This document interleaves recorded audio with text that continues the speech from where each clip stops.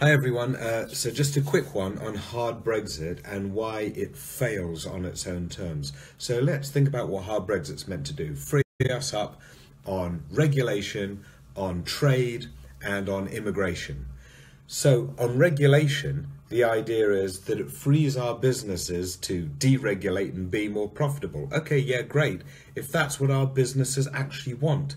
But they don't. That's the key point. If you look at the pharma industry, they wrote back in 2016, don't you dare set up a UK-only regulator.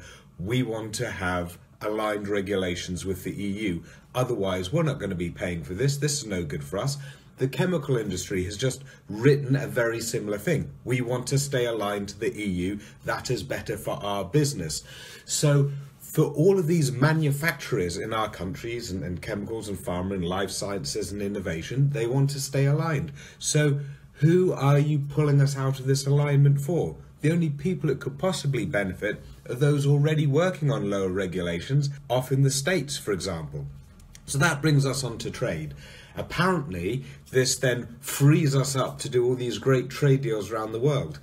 The stinger here is that the American think tank, the famous one, RAND, has just come out with a report and said, you know what, if the Brits do a trade deal with the US, that's not going to go down well for them. They will be losing percentage points off their GDP. In fact, the best bet for the Brits in terms of trade deals would be to pair up with the EU to do a trade deal with the US, to make a trilateral one. Now, how ironic is that? So, this whole notion in trade deals that we have to leave the EU to do trade deals around the world is farcical. We've been doing trade deals around the world with the EU, and with that added clout and added experience, that means that we've been able to get those trade deals and also protect our standards that the Brits have forged. So why the hell would we go and jeopardize that? Okay, so that's two down. Regulations, no advantage there. Trade, certainly no advantage there. So immigration, right? By leaving the EU and leaving the single market, we can have our own immigration policy. Right, what do we want to do with it? Okay, well, first of all, people who don't have jobs, we don't want them sticking around and scrounging. We want to send them back. And secondly, in terms of getting jobs initially, we want to prioritise our own workers. Now, what if I told you you could do both of those within not just the single market and not just free movement, but also the EU?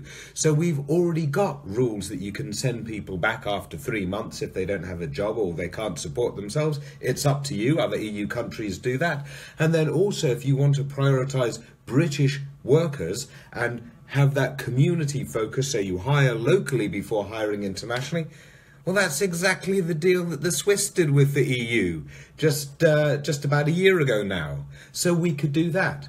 So hard Brexit, which is meant to achieve these three things, you know, regulatory freedom, trade around the world, and better immigration controls, all of this can be done within the EU. There's no benefit for regulation, there's no benefit for trade deals, and pulling out doesn't help us anything with immigration, because the key things that we need to do, we could be doing right now.